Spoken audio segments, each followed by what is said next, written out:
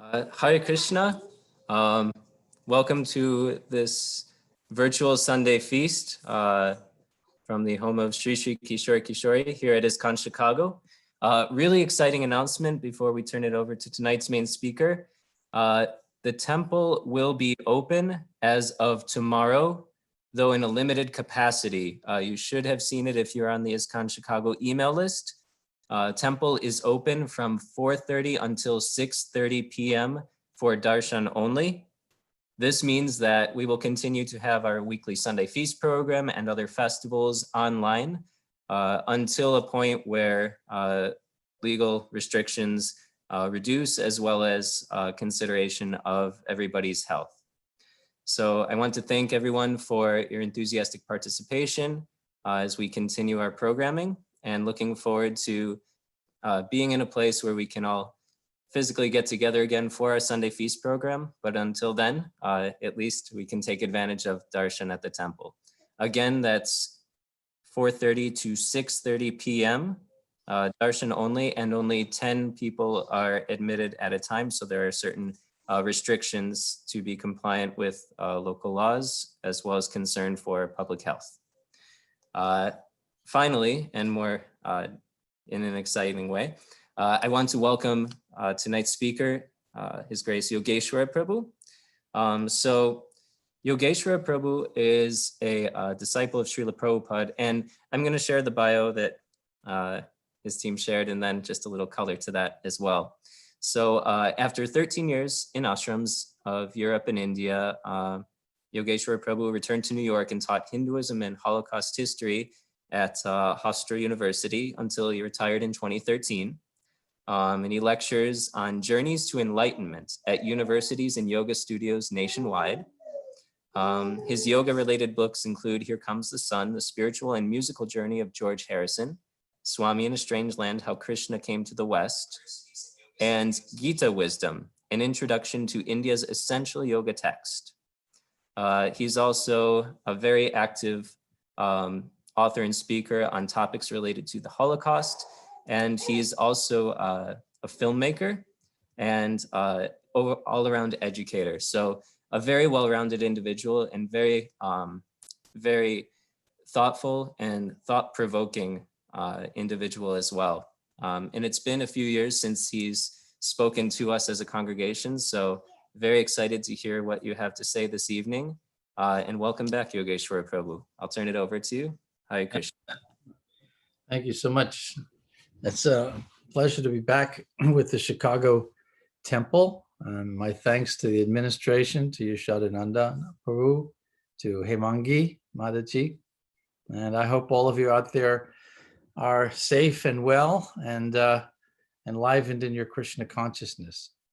I was asked to speak this evening about chapter 6 from first canto Bhagavatam, which is a favorite of mine and an extraordinary topic, and one that's particularly relevant, I think, just now, because it speaks to the importance of character and elevated behavior, all of which are in such desperately short supply just now in our country. And I thought we would connect the story of Narada Muni, which is the subject of this chapter, with the life of Srila Prabhupada. And maybe I can share some of my experiences with you. I had the great pleasure of traveling with Srila Prabhupada, spending a lot of time with him, particularly when he came to Europe. I was his French language translator and head of the French publishing office, the BBT. And then came back to America after 13 years in temples and got academic because I didn't have a lot of practical job skills. So naturally I went academic, and have been teaching and writing books and doing some films ever since then. So first a prayer to Srila Prabhupada, and then we'll have our chat. I do like to keep this open to discussion. So at any point, if you have a question, you're welcome to either type it into the chat box. I'll see it on my screen, or else just let me know what you have on your mind, and we'll talk about it. Nama Om Vishnu Padaya Krishna Prastaya Bhutale Srimati Bhakti Vedanta Swami Iti Namane Namaste Saraswati Deve Gauravani Pracharine Nirvishesha Shunyavadi Paschatya Desha Tarine Shri Krishna Chaitanya Prabhu Nityananda Shri Advaita Gadadhar Shri Vasadi Gaur Bhakta Vrinda Hare Krishna Krishna Krishna Hare Hare Hare Ram Ram Ram Hare Hare. So, I'm called upon to give these Zoom classes on a fairly regular basis these days. And because I don't know everyone, it's not like speaking at your local temple where you kind of know everybody and know where they're coming from. So rather than assuming that we all share the same background, the same degree of information, let me just preface our discussion this evening by going back to certain basics. The Krishna consciousness movement, founded by His Divine Grace A.C. Bhaktivedanta Swami Prabhupada, is predicated on the knowledge revealed in the ancient Sanskrit Vedic texts. That knowledge proposes that there is a greater mystery to life. There's a greater mystery to creation than what we're able to perceive with our sensory, with our senses of observation. That we see only the bare surface of reality, and the deeper dimensions of reality are exciting, they're dramatic. In Bhagavad Gita, Sri Krishna calls the life of devotion an adventure. He says, I am victory and adventure. What a wonderful way to describe spiritual life, this great adventure. And the foundational ideas are fairly simple, and they're consistent throughout most faith cultures and most wisdom cultures.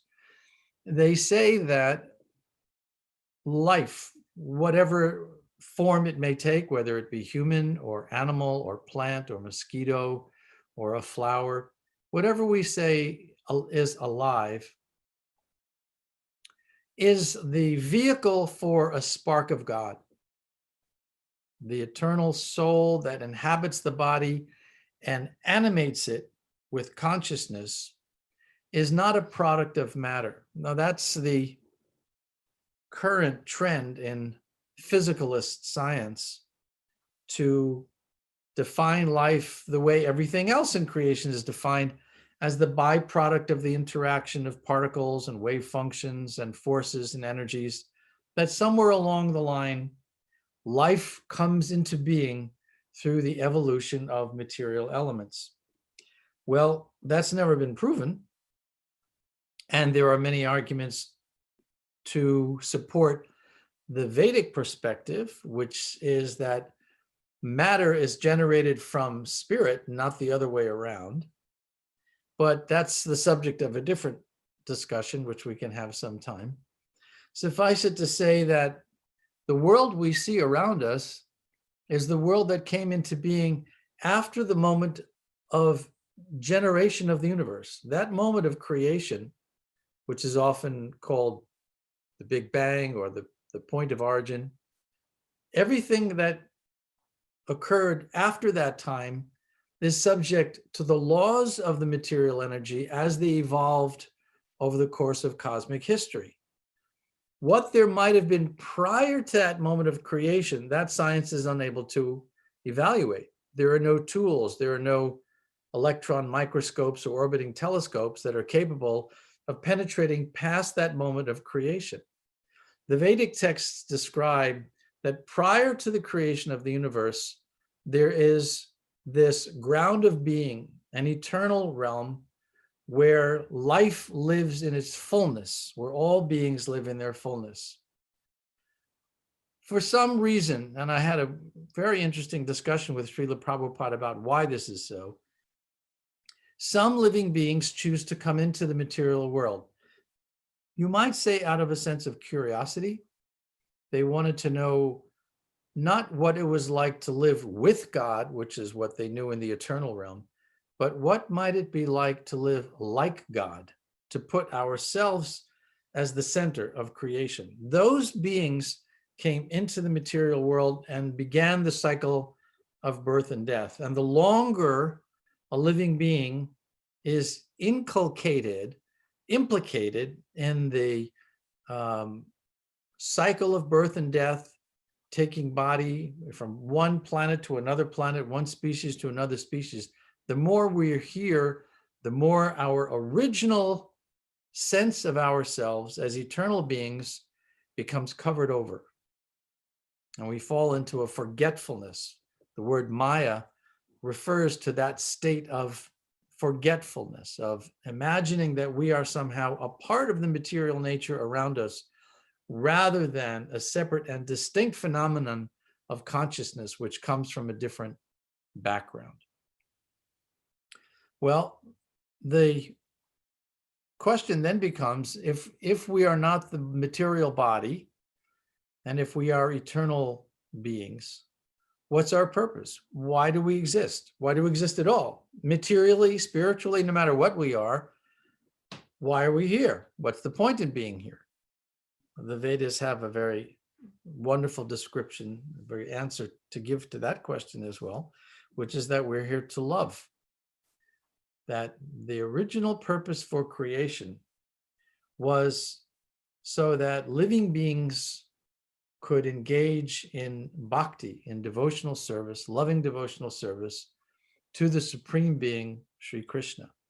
God, by definition, is self-sufficient. He doesn't need anything. He would like our love. But love has to be given freely. I cannot demand that you love me. You have to love me. Well, if you do, what is that? We can call it obedience. We can call it submission.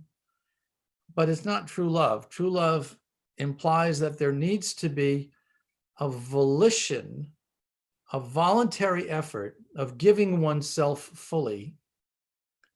And that's what Krishna wishes. When those souls who choose to leave that eternal realm fall into this repetition of birth and death, the bhakti texts describe that Krishna has a particular concern for them. He knows that we're like fish out of water. We're not in our natural element.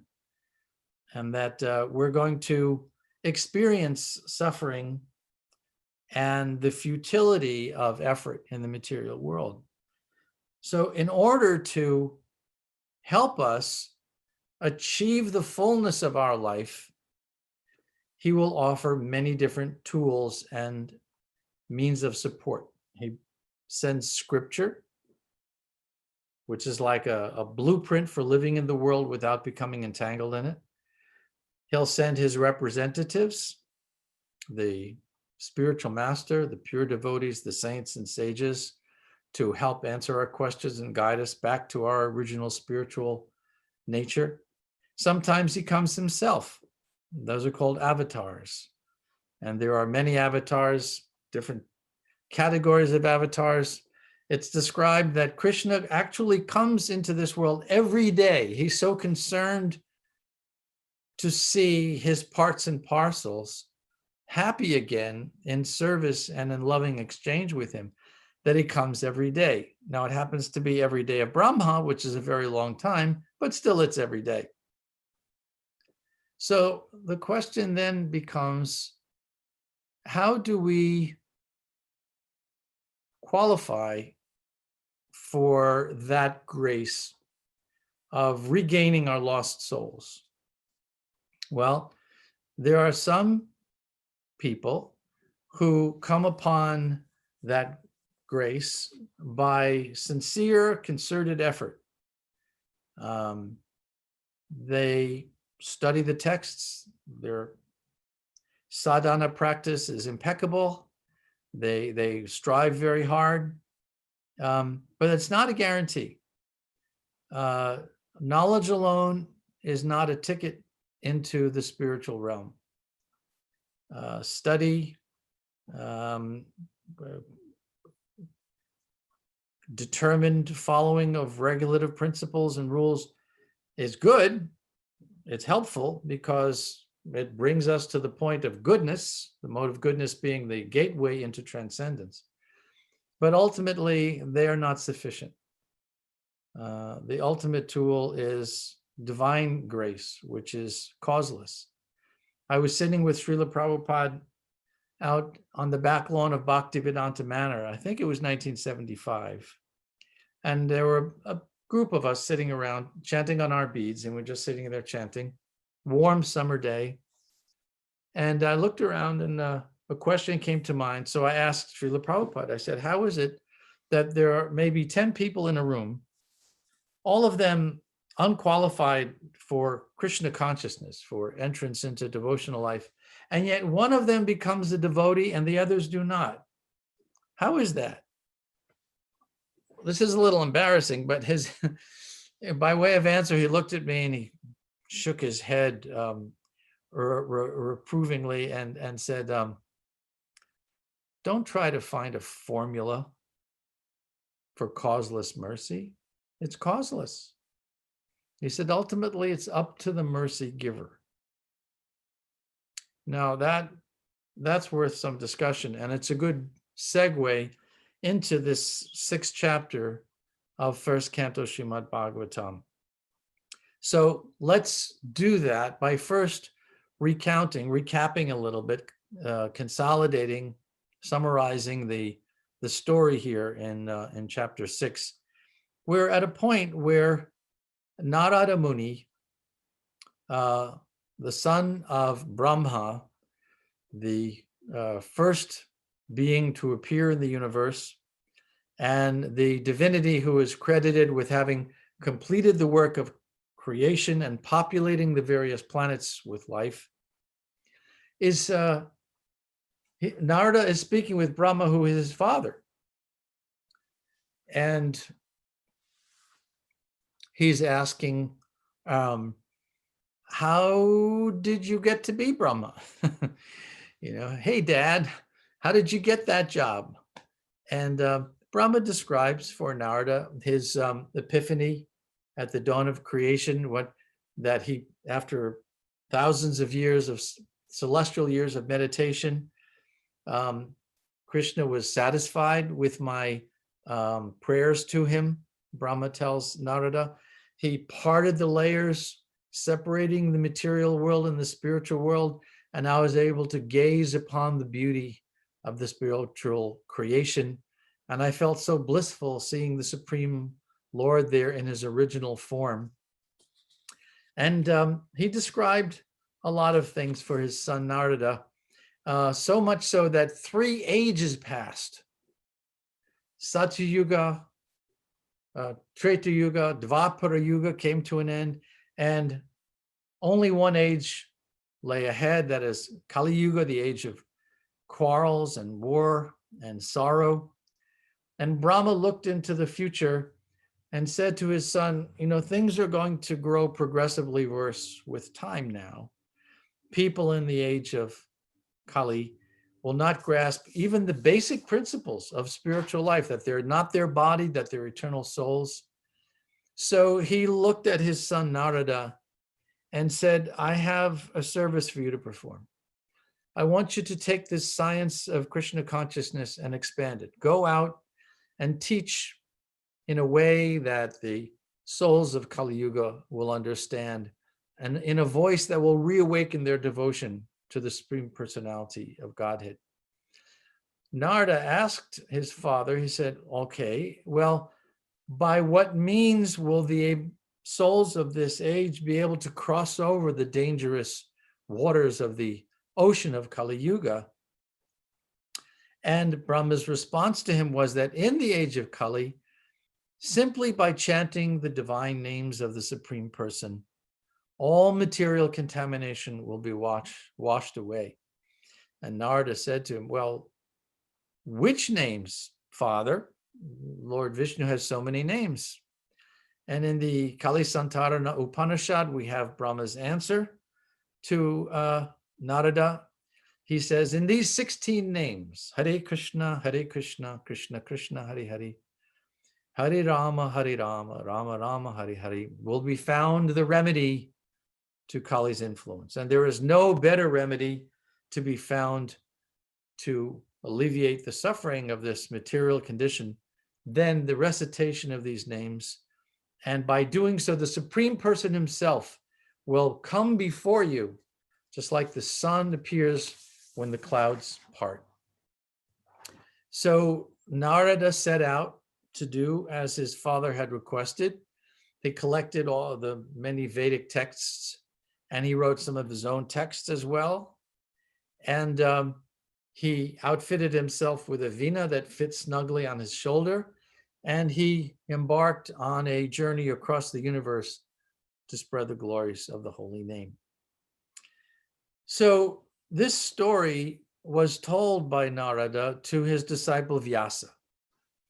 Vyasa was feeling despondent. He was sad because he had taken much time to compile the Vedic knowledge. At the dawn of Kali Yuga, there was need to codify the Vedic wisdom, to put that wisdom in written form for the first time.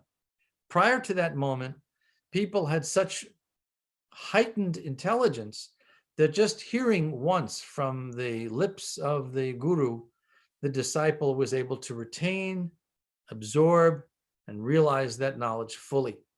With the dawn of Kali, that mental acuity diminished, and there was need for written texts so that we could go back and study again and again and again. So Vyasa's job was to take the oral wisdom of the Vedas and codify them in written form. So he took the opportunity to visit Vyasa because Narada knew that his disciple was sad, and he described how to cure his problem by balancing these philosophical works that he had put down in writing with the Srimad Bhagavatam and with stories, descriptions of Krishna in his personal form. Without that, philosophy is dry. Philosophy alone is a futile exercise. Philosophy needs to be balanced with practice, with the two paths that we have in our lineage are called Pancharatrika Vidhi and Bhagavata Vidhi. Bhagavata means the study of the scripture.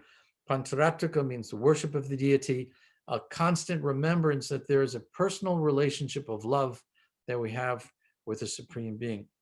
So Narada set about doing all of this, and Vyasa took the opportunity. Sometimes, if the moment is appropriate, a disciple has the right, if permission is granted, to ask his guru something personal. I myself took, I think, rather strong advantage of that when I was with Srila Prabhupada back in the 1970s. And I would ask him all kinds of, I guess looking back now, they were rather impertinent questions. They were very personal questions. One time, for example, I asked him, Srila Prabhupada, what do you think about psychotherapy? When I had, prior to becoming a devotee, I had seen a psychiatrist. I had had some neurological tics, like nodding my head like this. So my mother thought perhaps consulting a therapist would be useful. So when I met Srila Prabhupada in Paris in around that 75, I believe, the same time, I said, what do you think of therapy? And he said, well, it has some value. He said, I sent one of my sons to see a psychiatrist. Srila Prabhupada had, I think, 5 or 6 children who lived, and he had 3 or 4 others, as many as 3 or 4 others possibly who died in childbirth. Intensive care, neonatology didn't exist in those days. And one of his sons, he said, went off to college, and he came back, and he topped his head like this. He wasn't right in the head. He said in those days, I think we're probably talking here 1930s, early 1940s. He said in Calcutta, there was the hospital in Calcutta had two wings, the Indian wing and the British wing. He said, I spent a lot of money sending my son to see a therapist in the British wing of the hospital, thinking that would be best for him. And so I asked him, how did it go? He said, for a while, it worked. He was better for some time. But then he said one day he left home again and I never saw him. I never saw him again. So he had some faith, some credibility there in therapy, but ultimately he didn't see it as a permanent cure for anything. So here we have Narada, who is being asked in a similar way by his disciple, Vyasa. He asked Narada, how is it that you came to be the son of Brahma? Everyone knows that Brahma had no mother or father. He was the first created being. So Narada described that in the previous millennium, Narada was not particularly a well-educated boy, but he was well-behaved, and his mother served a group of sages who were following the Vedic codes, and Narada assisted her in her service to these sages. And the sages saw that he was a self-controlled, well-behaved boy, so they blessed him, in effect giving him initiation. And in their company, Narada heard descriptions of Krishna, and although he was only 5 years old or so at the time, he developed a taste for hearing about Krishna from these sages. And so his spiritual enlightenment had begun. Then the rainy season came and went, and summer turned into autumn, and the sages continued to engage Narada in service. And then Narada said to Vyasa, Narada said to his disciple Vyasa, as the flow of my devotional service began, the coverings of passion and ignorance vanished from me. And he says Vyasa was very anxious to hear more about how his spiritual master had become such a great teacher. And he said, so what did you do in that previous life after those great sages left? How did you arrive at this present life? And how are you able to recall events that took place in remote history? So Narada took his question seriously, and he answered, I was an only child. He says, my mother was a simple woman. She wanted the best for me, but she was on her own. And after all, how much could she do? So basically, she sent me to a boarding school. In the Bhagavatam, it's called a Brahmin school, but it's basically a boarding school. And one night when he said, when my mother went out to milk a cow, she was bitten on the leg by a snake and she died. So Narada says, I took that as a divine sign, rather than just being tragically sad about it. I left school and I started walking north.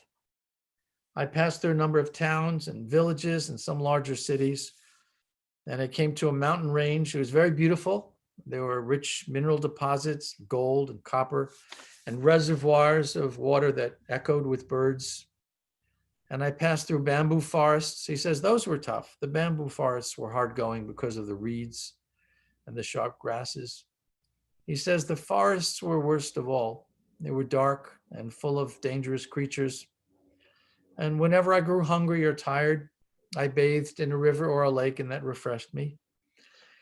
And he said, in one forest, I found a banyan tree, and that is where I decided to sit and do my meditation under that tree. And I practiced concentrating on God in my heart, just as the sages had taught me to do.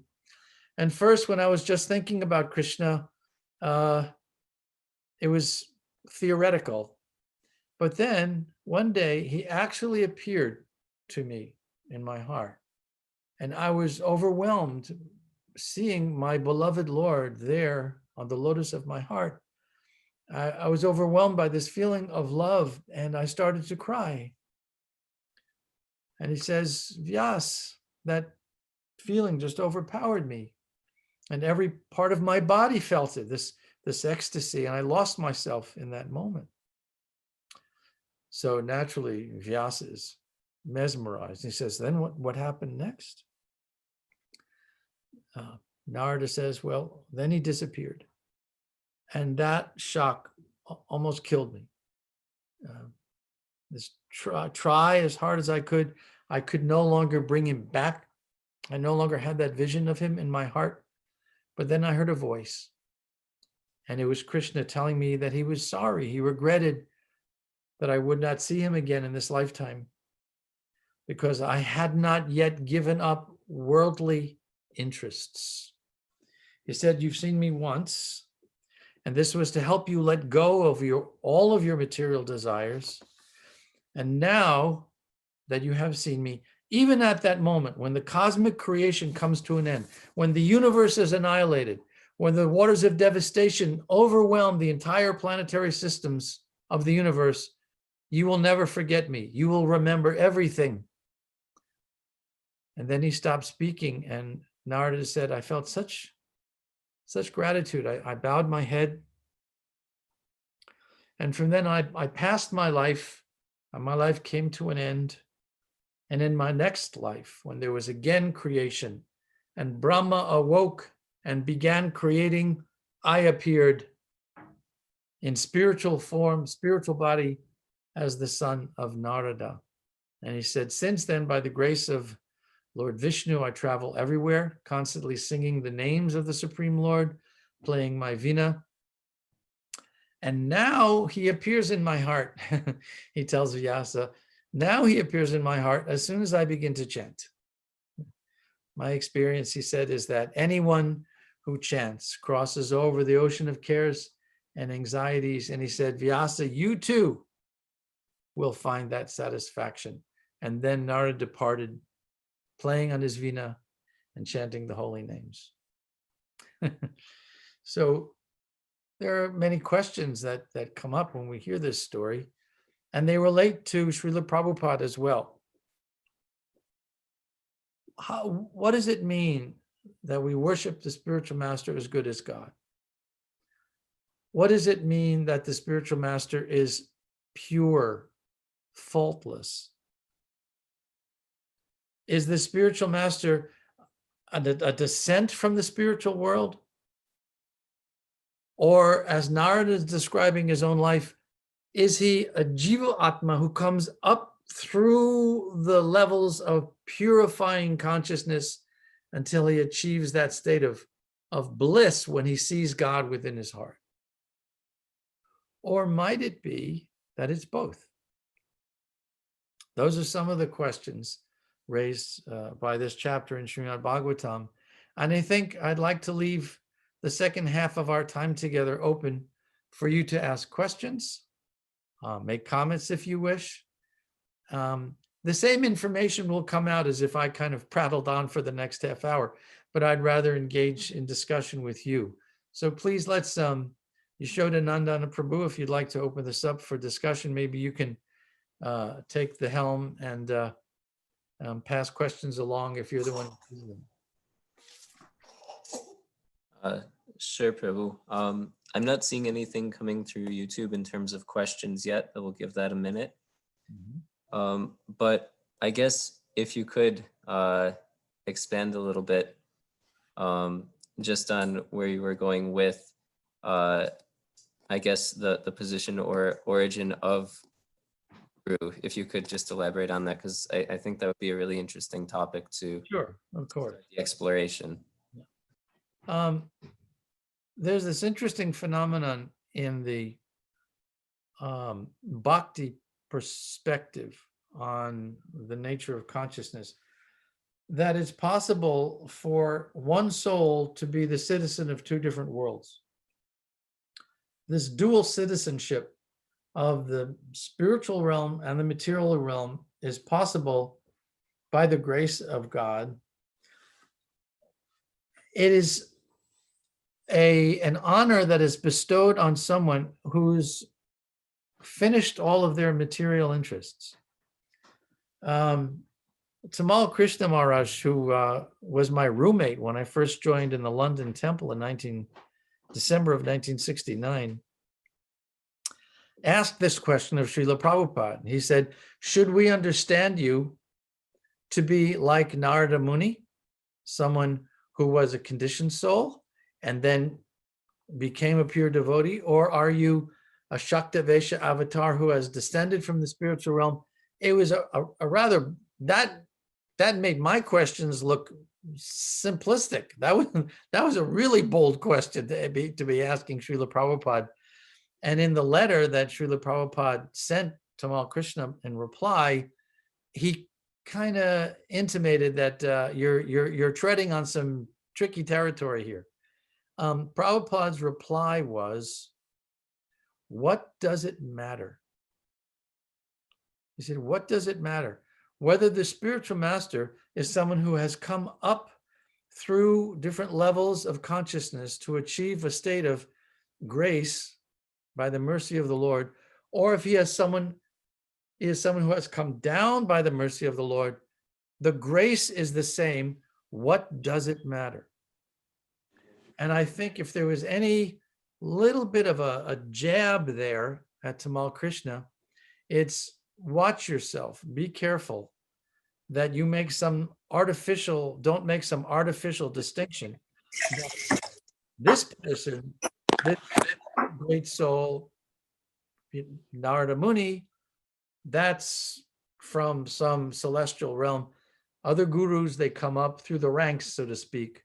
They don't have that same cachet. I think Prabhupada was warning, don't make that mistake of trying to categorize, pigeonhole your spiritual master. Be very grateful that you have a spiritual master who is your link to Krishna. There's no going directly to Krishna. Brahma tried that. Brahma, when he first appeared on the whirl of the lotus, wondered, who am I and what is this lotus that I'm sitting on? And he saw nothing around him because everything was darkness. There was no sun, no completion of creation yet. He climbed down the lotus stem and he almost made it down to the navel lake of Lord Vishnu. But because you cannot get to God on your own, he was unable to reach Vishnu. And in despair, defeat, he turned around and climbed back up the lotus stem. And only when he fulfilled that 10,000 years of celestial meditation was the spiritual world revealed to him. So you cannot know God except by the grace of a spiritual master, a bona fide spiritual master. And whether that spiritual master is from, category A, category B, category C, be very, very careful not to minimize the extraordinary, rare privilege of learning from someone who has achieved that degree of detachment from material interest and who has given himself or herself simply to, out of compassion, bringing other souls to Krishna's lotus feet.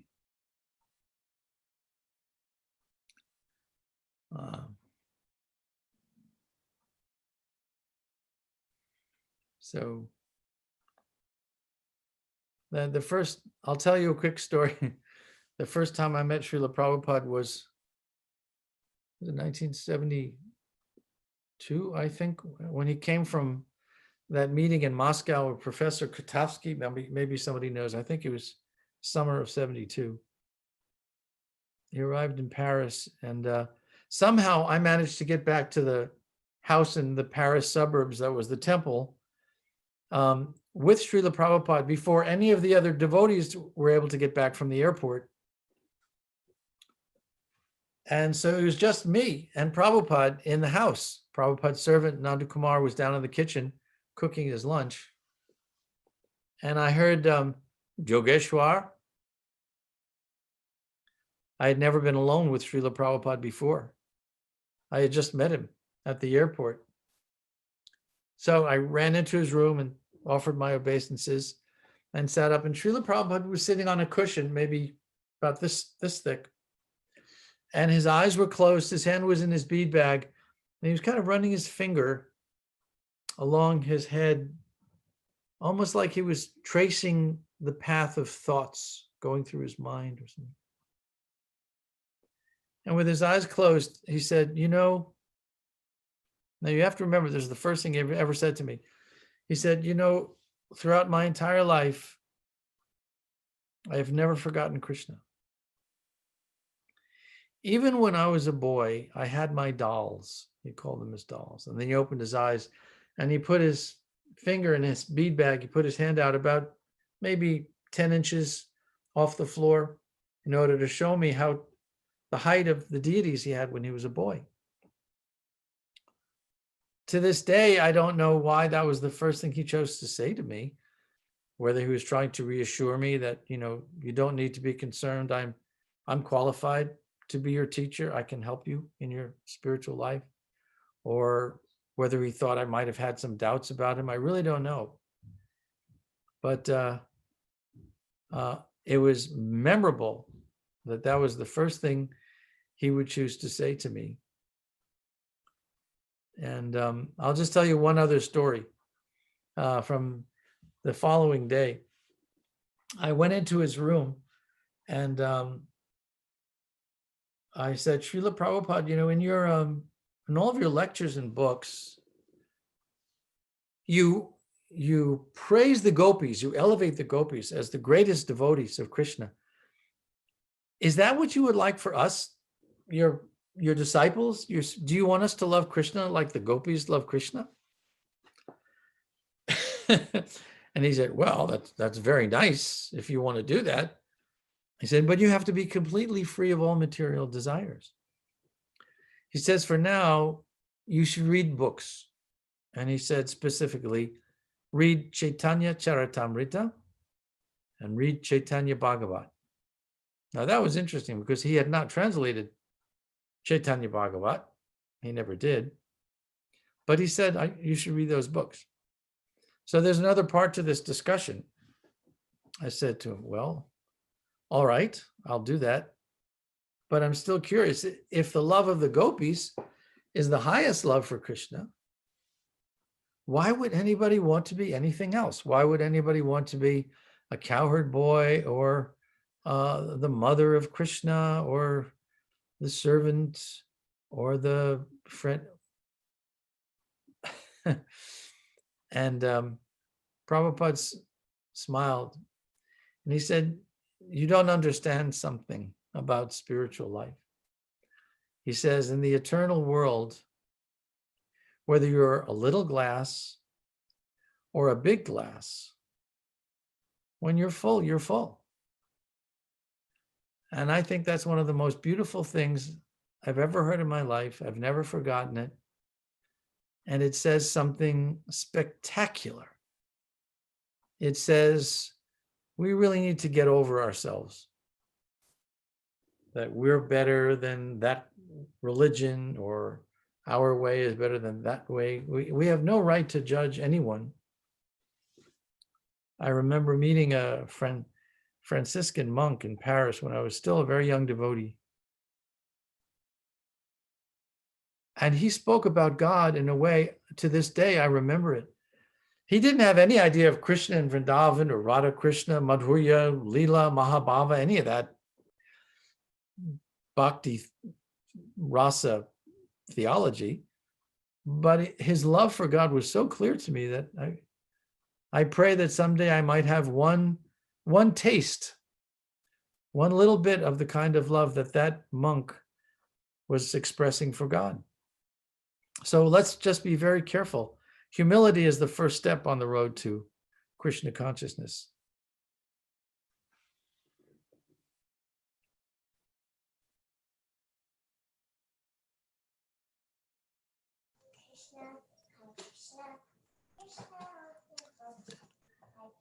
I'd like to invite if others on either the Zoom call or YouTube would like to share their questions, you can either unmute and share your question or type in the chat box. Is that Raja chanting?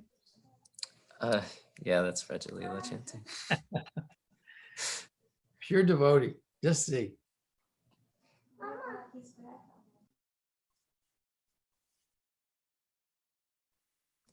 Give me a minute.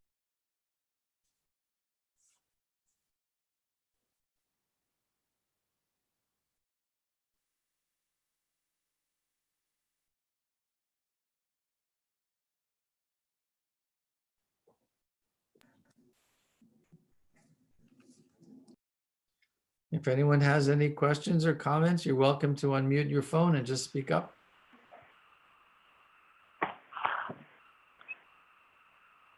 Hare Krishna, this is Paramarupa Das. My daughter is a fan of you, having watched the Hare Krishna movie, and she just wanted to express her gratitude briefly. I liked how you expressed like how Prabhupada was traveling all over the world. It was really nice to watch it. Oh, aren't you sweet? One of my favorite movies. Oh, thank you so much. You make me feel so good. Now I'm really glad I'm with you today. I watched it 7 times. She's saying I have watched it already 7 times. 7 times? I don't think I've seen it 7 times.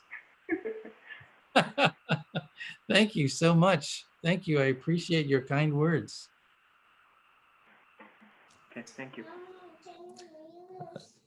There's also a comment on YouTube from Himangi Mataji, where she says, "Thank you, Prabhu, for sharing your exchanges with Srila Prabhupada. It is especially nice to hear than just reading in books." So it's a very special opportunity. Yeah, and you know, I'm going to be 70 next week, that's already really weird. You know that. Never thought I would make it that far, but as time goes by, and the more I speak with God sisters and God brothers from my generation, you know that we first generation disciples, the more we're recognizing that we were entrusted with these memories, and that we have a responsibility to share them. To people always ask, wherever I go, always they want to know, what was it like to be with Srila Prabhupada? That's the question I'm asked more than any other question. What was it like to be with Srila Prabhupada? And the answer is,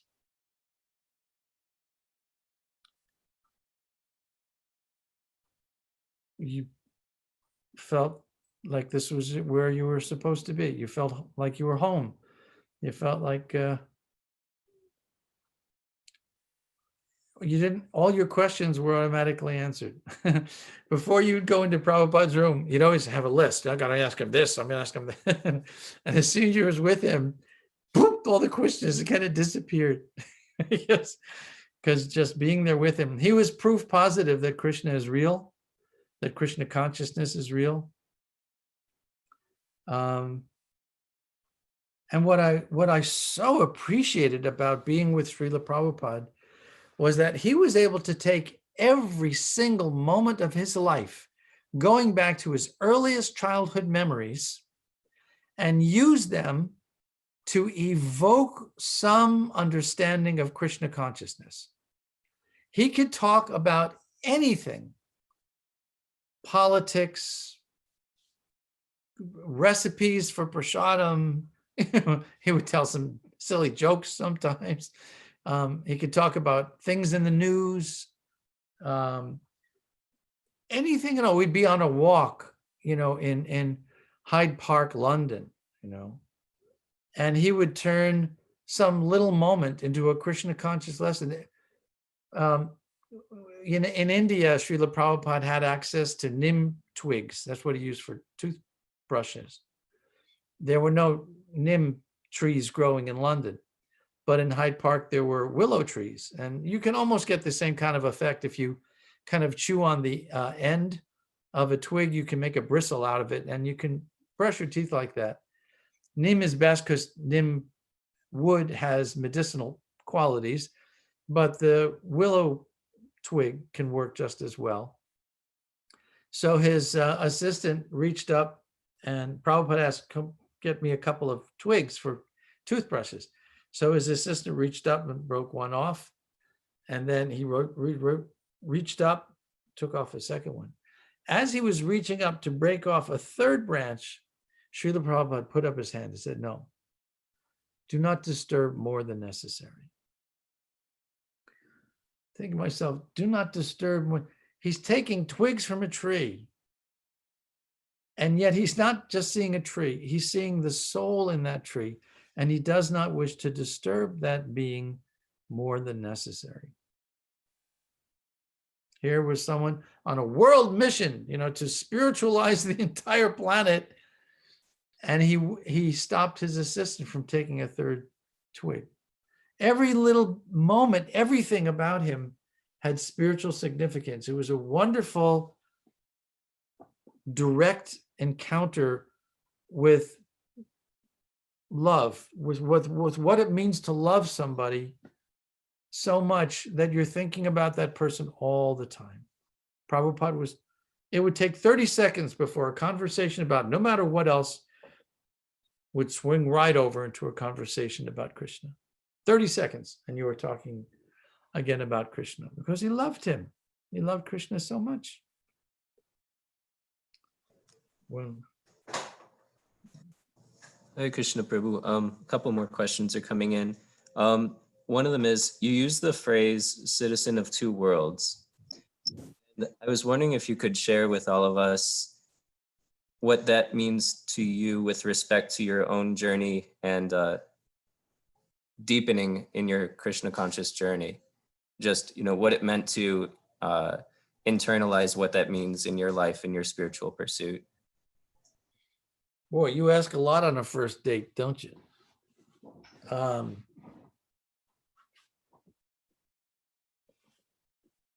It means committing yourself 100% to the responsibilities you have, to your family, to your occupation, to your community, to your partner, to your children, to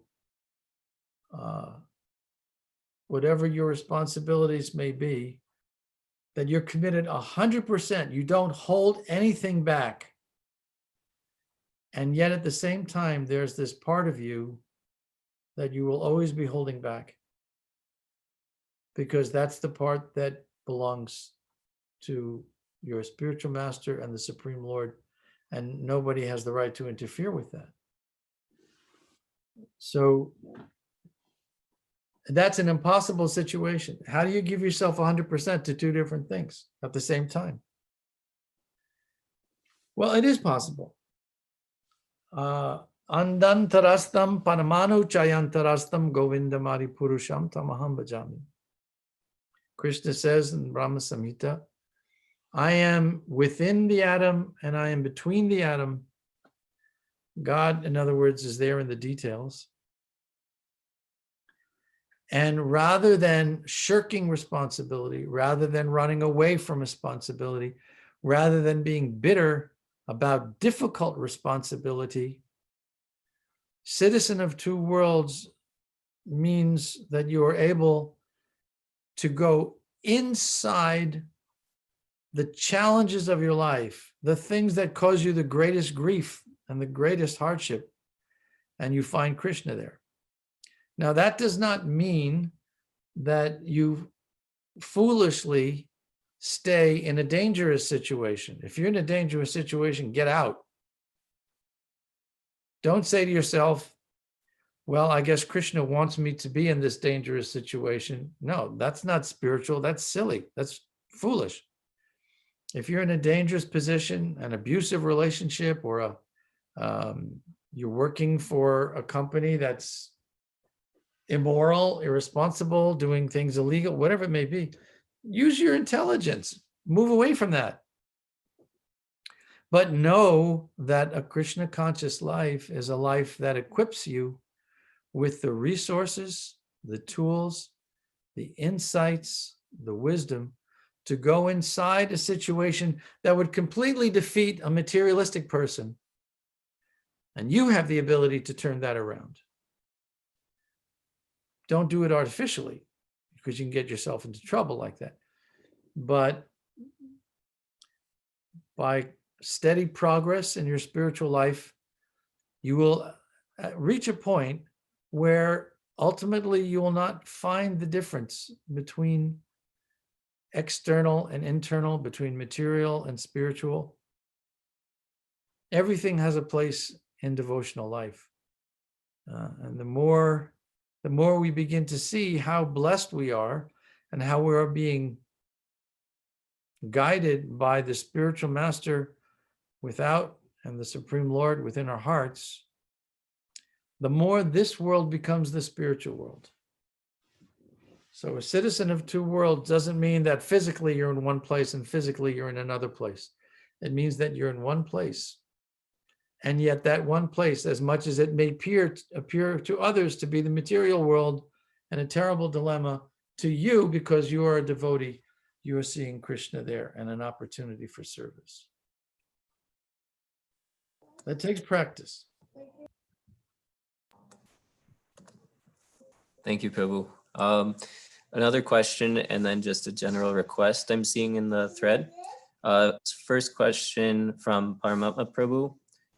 What's your message for the new generation of devotees in ISKCON towards understanding the mood of Srila Prabhupada and how we can please him?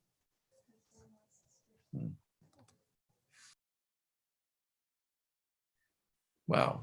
It's like trying to sum up one of the great mysteries of the universe in 60 seconds. Okay. I think Srila Prabhupada is, Srila Prabhupada was someone for everything. His vision of the success of his movement was not seeing the whole world running around in saris and dhotis and shaved heads and japa beads. That was not his vision of perfection of his movement. What he wanted was for us, whatever generation, first, second, third, future, to get serious about understanding the application of his teachings in the practical world around us. You know what? To hell with your transcendence. Where's your humanity? Where is your concern for the world that's going to hell right now? He would want us to be able to go into a situation, whether it be the peacekeeping process, which heaven knows this week is certainly needed here in the United States, or whether it's into areas of poverty or healthcare, or whether it's into areas of international conflict, environment, medicine, whatever it is. He would want us to be able to have such an acute understanding of the spiritual foundation behind the human condition that we could make unique contributions in those various areas of human endeavor. So what is your responsibility in the future generations? Whatever field you go into, learn the language of that field. If it's law, if it's government, if it's mediation, if it's healthcare, if it's child, whatever it is, learn the issues, learn the terminology so perfectly that you will be able to take the teachings that Srila Prabhupada has given us and accommodate them with the language of your field of occupation, so that you're able to infuse the work you do with a spiritual underpinning. So you can go into the environment that you have around you and transform it, uplift it with your understanding of the nature of consciousness, the nature of the gunas, why people behave they do, the self-control and ability to always see with compassion, the qualities of a devotee that are described in Bhagavad Gita. That's the future generation's duty.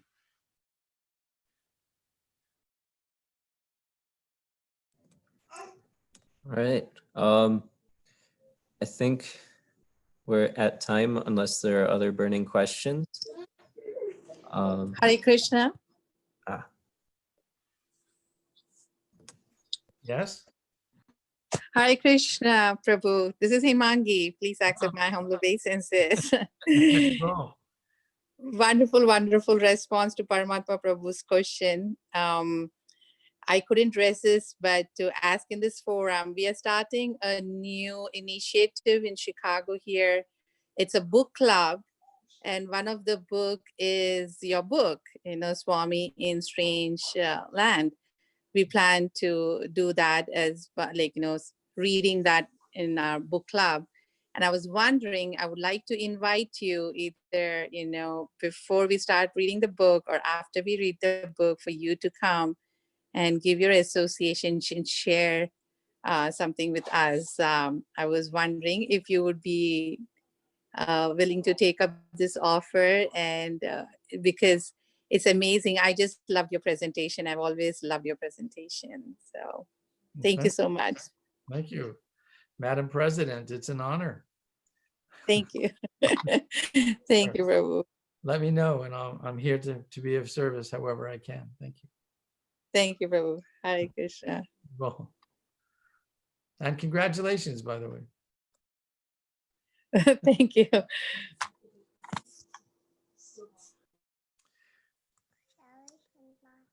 right.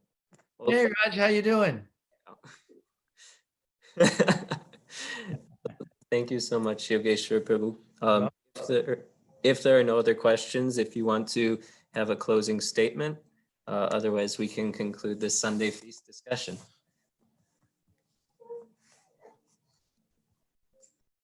Tamal Krishna once asked me what's preaching. I heard the same story from my god brother Krishna Abhishek. Tamal Krishna is his spiritual master. He said the same thing to him. Real preaching means you become somebody's friend. That's it. Thank you for your invitation to be with you this evening. Hare Krishna. Hare Krishna. Hare Bol, everybody. Have a good week.